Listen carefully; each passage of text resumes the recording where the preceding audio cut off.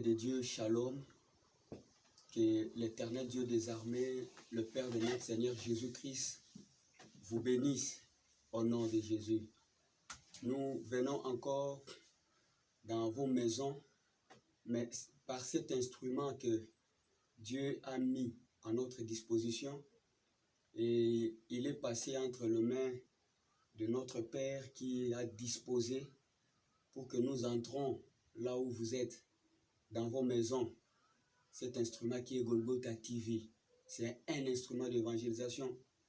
Voilà pourquoi, avant même d'aller plus loin, je lance vraiment un appel à tous ceux qui nous suivent de vouloir bien participer à de nombreuses contributions pour que cet instrument ne manque de rien, afin que la parole de Dieu soit toujours prêchée et que vous ayez l'occasion de l'écouter pendant ces moments de confinement. Vous savez, notre Père est en train de mettre ses moyens pour que chaque fois, il se soucie dans son cœur pour que le peuple de Dieu, là où ils sont, soit quand même nourri de la parole de Dieu. Alors je demande à tous ces gens qui ont la bonne foi, la bonne volonté, de vouloir bien aussi participer. Et l'Éternel ne manquera pas de vous faire du bien. Nous voulons ici aussi aujourd'hui dire merci à notre Père pour la grâce qu'il m'a faite particulièrement, que je vienne prêcher à sa place et vous apporter la parole du salut. Que l'Éternel Dieu soit béni pour tout cela. Aujourd'hui, pendant ces quelques minutes que nous avons, nous allons parler d'un thème ou d'un petit thème qui est l'impact de l'action de grâce dans la vie du chrétien. L'impact qu'il y a dans l'action de grâce, la puissance. Qu'est-ce que l'action de grâce produit dans la vie du chrétien? Ça, c'est pas ici, je ne parle pas des païens, mais je parle des chrétiens. Nous lisons Jean chapitre 6, versets 11 à 15. Je vais rapidement, la parole du Seigneur dit ceci. Jésus prit le pain, rendit grâce et le distribua à ceux qui étaient assis. Il leur donna de même de poissons autant qu'ils en voulurent. Lorsqu'ils furent rassasiés, il dit à ses disciples, ramassez les morceaux qui restent afin que rien ne se perde. Ils les ramassèrent et ils les remplirent 12 paniers avec les morceaux qui restèrent de 5 paires d'orge après que tous eurent mangé. Je peux même me limiter là-bas, toi à la maison, ou vous à la maison, vous pouvez continuer. Le deuxième texte, c'est Colossiens chapitre 2, versets 6 à 7. La parole de Dieu dit, ainsi donc, comme vous avez reçu le Seigneur Jésus-Christ, marchez en lui, étant enraciné et fondé en lui, et affermi par la foi, d'après les instructions qui vous avez été données. Et on ajoute là, on dit, et abondé en action de grâce. Alléluia. Là, c'est l'apôtre Paul qui dit, qui ordonne, qui instruit aux chrétiens, aux fidèles de Colosse. Il leur dit d'abonder en action de grâce. Pourquoi? Il dit parce qu'ils ont été enracinés en Christ, parce qu'ils sont affermis, parce qu'ils ont reçu Jésus-Christ. Mais il leur dit une chose, d'abonder. Donc à tout moment, dans leur bouche, qu'on attende que des actions de grâce. Donc ils doivent devenir riches, pas d'abord en argent, selon l'apôtre Paul, pas d'abord en matériel, mais il leur dit d'être riches en actions de grâce. Pourquoi? Parce que ce sont les actions de grâce qui attirent des choses matérielles ou visibles dont nous avons besoin. Gloire à Dieu. Toute personne qui traverse des moments difficiles, il peut changer son désert, il peut changer sa situation, mais au moyen des actions de grâce. C'est quelque chose que nous négligeons. Dieu aidant, nous allons voir les différentes sortes des actions de grâce. Mais il y a une puissance, il y a une vie dans les actions de grâce. Je m'adresse à toute personne qui m'entend, tout celui qui traverse des moments difficiles, des situations difficiles, des situations qu'on ne peut même pas comprendre. Tu es malade, une maladie qui n'a pas de remède. Tu as des situations difficiles. Ta pauvreté là est inexplicable. Je te dis, tu peux changer ces problèmes, mais en utilisant un instrument, en utilisant un moyen qui est les actions ou l'action de grâce. Bien-aimés, nous devons abonder en action de grâce. Surtout durant cette période où nous sommes confinés. Personne, nous ne faisons pas de déplacements. Peut-être on travaillait, mais il n'y a pas moyen d'aller au travail. C'est seulement les services minimums qui travaillent. Et tu ne peux pas les vendre, tu ne peux pas aller faire tes courses convenablement. Tu ne peux pas faire tes voyages vers l'étranger ou vers l'intérieur du pays. Mais je te dis qu'il y a aussi une possibilité que tu vives ta vie normale.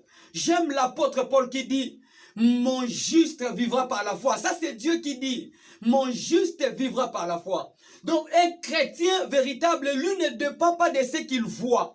Lui ne dépend pas de ce qu'il fait, mais il dépend de sa foi. Or, la foi, c'est ce qui nous met en contact avec ce Dieu invisible. C'est Dieu créateur qui a tout créé. Écoutez, la parole de Dieu dit l'argent et l'or appartiennent à l'Éternel. C'est appartient à l'Éternel, les diamants, tout. L'argent lui appartient.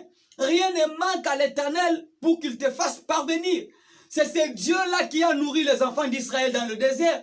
Mais posons-nous la question, où est-ce qu'il trouvait la nourriture? Chaque jour, il le faisait.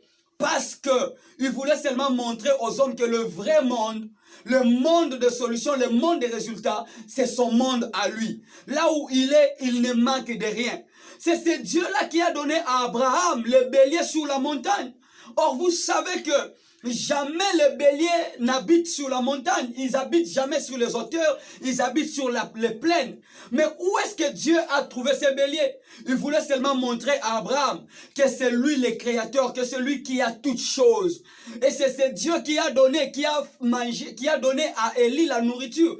Mais par les corbeaux. Il a tout, même pendant le moment de la crise. L'éternel Dieu peut se manifester comme ce grand Dieu pourvoyeur. Gloire à Jésus. Il nous dit ici, l'histoire que nous avions lue. Oh, c'est dans Jean chapitre 6, verset 11 à 15. Vous allez lire à la maison. Mais l'histoire commence bien au verset 1er. Jésus a fait un miracle. Mais il a traversé de l'autre côté de la rive. Là où il arrive, il voulait un peu se reposer. Il voulait prier. Il voulait être en quarantaine. Dans l'isolement comme nous le sommes aujourd'hui.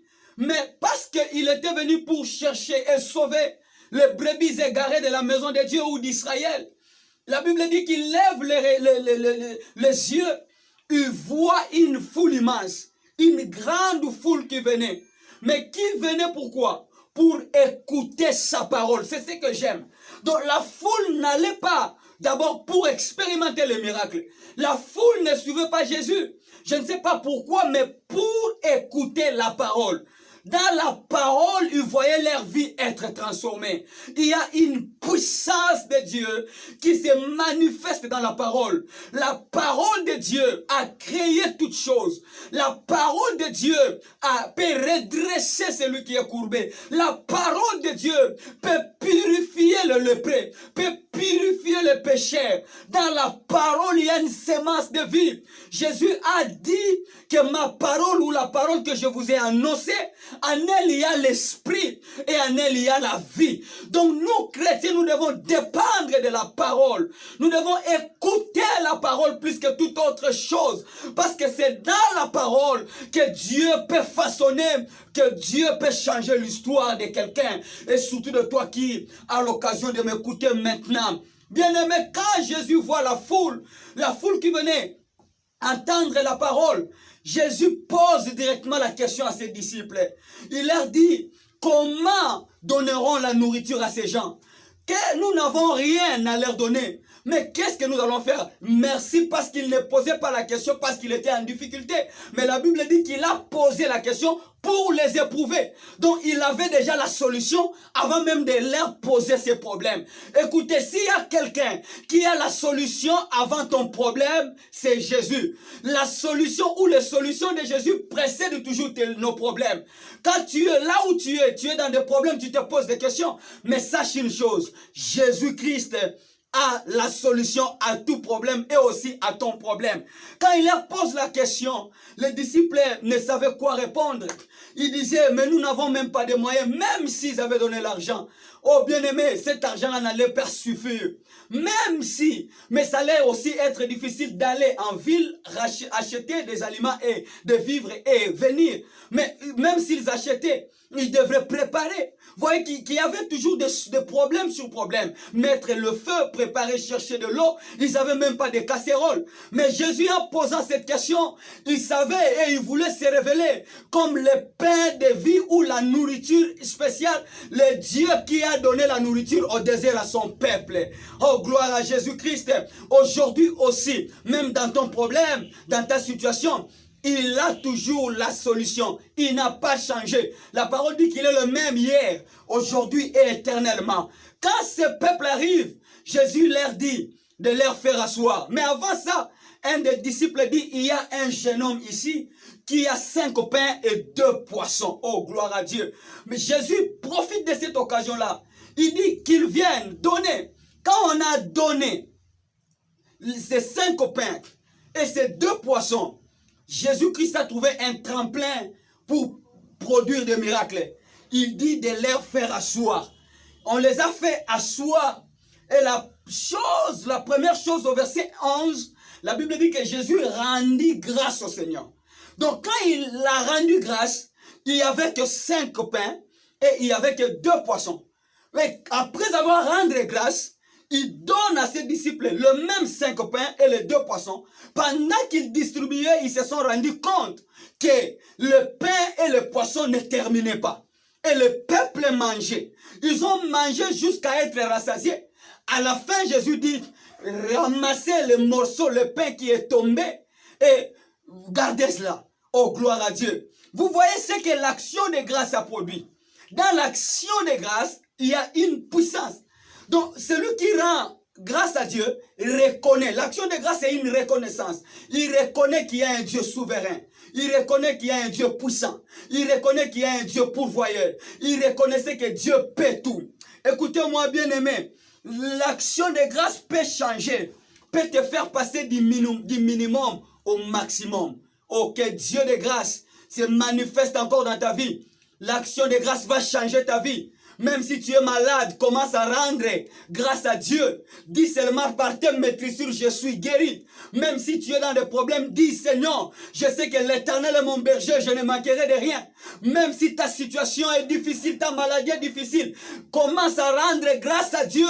Bénis-le parce qu'il va changer ta situation. Il peut te faire quitter de 0 à 1 euro, de 0 à l'infini. Il peut changer ta situation, ta pauvreté.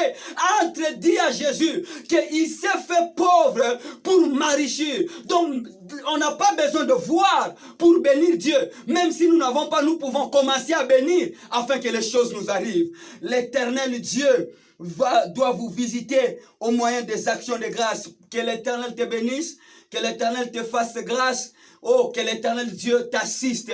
Que Dieu bénisse le peuple de Dieu, tout le peuple du centre évangélique de la gloire de Dieu, ceux qui sont à Barumbu du centre évangélique de la grâce de Dieu et dans toutes nos différentes églises annexes. Que l'Éternel Dieu vous bénisse. Qu'il bénisse également Jérusalem, Israël, son peuple élu. Soyez bénis là où vous êtes et que cette parole vous produise des miracles et entrez et abondez déjà en action de grâce. Amen. Que Dieu soit béni. Le message que vous venez d'entendre a été présenté par le pasteur assistant Joël qui vous dit, je suis fils du révérend Dr Mpoimwambi, je travaille à ses côtés. Bien-aimés dans les Seigneurs, c'est vraiment pour nous un privilège, une grâce de venir là où vous êtes. Que l'Éternel Dieu vous bénisse.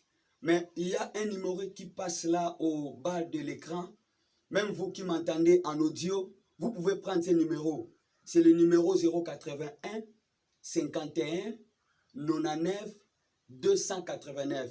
Ces numéros, parce que nous allons aussi parler des actions de grâce comme argent ou comme bien matériel, ça peut vous servir. Allez seulement dans un coin, dans un shop, dans une cabine. Si vous avez quelque chose, votre dîme, votre action de grâce, vos vœux, vos dons, mettez ou envoyez par ces numéros. Ça va parvenir au révérend Dr Mpoimwambi en toute sécurité. Et l'Éternel Dieu, pendant ces moments de confinement, ne manquera pas de vous bénir. Soyez bénis au nom de Jésus. Amen.